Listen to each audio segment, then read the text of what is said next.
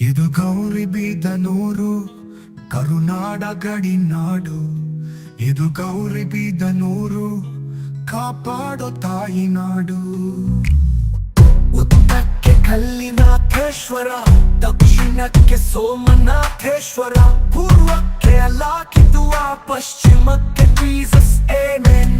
Hindu Muslim ಕ್ರೈಸ್ತ ಅನ್ನೋ ಭೇದ ಭಾವ ಇಲ್ಲದೆ ಬದುಕೋ ಜನ, ಜಾತ್ಯತೀತತೆಯನ್ನ ಪಾಲಿಸೋದೇ ನಮ್ಮ ಗುಣ. ಈ ಮಣ್ಣಲ್ಲೇ ಮಣ್ಣಾಗಲು ಇಚ್ಛಿಸುತ್ತೆ ಈ ಮನ. ಈ ಮಣ್ಣಿಂದ ಎಂದಿಗೂ ದೂರವಾಗಲ್ಲ ನಮ್ಮ ಋಣ. ಇದು ಗೌರಿಬಿದನೂರು ಜನ್ಮ ಕೊಟ್ಟ ತವರೂರು. ಇದು ಗೌರಿಬಿದನೂರು ಪ್ರತಿ ಜನ್ಮಕ್ಕೂ ನಮ್ಮೂರು.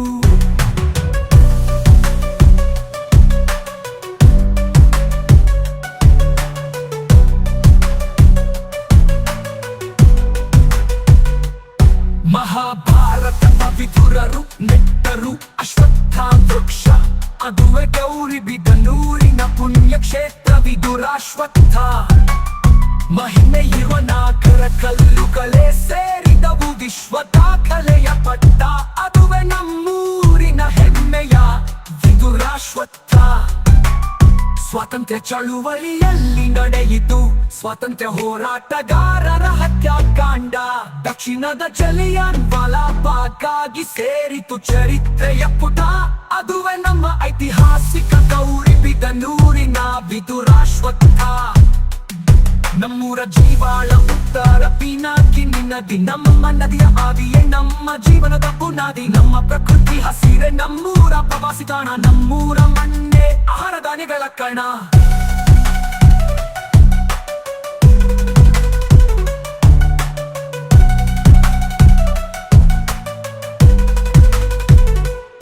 ಜ್ಞಾನ ಹಂಚುವ ಜ್ಞಾನ ದೇಗುಲದ ಮಂದಿರಗಳು, ವಿಜ್ಞಾನ ಬೋಧಿಸುವ ವಿಜ್ಞಾನದ ಕೇಂದ್ರಗಳು, ಕಲೆಗೆ ಪ್ರೋತ್ಸಾಹಿಸುವ ಕಲಾಭವನಗಳು, ಕ್ರೀಡೆಗೆ ಬೆನ್ನು ತಟ್ಟುವ ಕ್ರೀಡಾ ತರಬೇತಿಗಳು, ಅಭಿವೃದ್ಧಿ ಹಾದಿಯಲ್ಲಿರುವ ಕಾರ್ಖಾನೆಯ ಉದ್ಯಮಗಳು, ಹಸಿರು ಕ್ರಾಂತಿಯ ಕಡೆ ಹೆಜ್ಜೆ ಇಡುತ್ತಿರುವ ಕೃಷಿ ಕಾರ್ಯಗಳು, ಇತಿಹಾಸ ಚರಿತ್ರೆಯ ಪುಟಗಳಲ್ಲಿರುವ ಸಾಧಕರ ಸಾಕ್ಷಿಗಳು, ಧಾರ್ಮಿಕತೆ ತೋರುವ ಎಲ್ಲ ಧರ್ಮದ ದೈವ ಧರ್ಮ ಸ್ಥಳಗಳು, ವೈದ್ಯೋ ನಾರಾಯಣ ಹರಿ ಎಂದು ಸೇವೆ ಮಾಡುತ್ತಿರುವ ಆಸ್ಪತ್ರೆಗಳು, ಮಾನಸಿಕವಾಗಿ ಶುದ್ಧ ಮಾಡುವ ಧ್ಯಾನ ಮಂದಿರಗಳು, ದೈಹಿಕವಾಗಿ ದೃಢಪಡಿಸುವ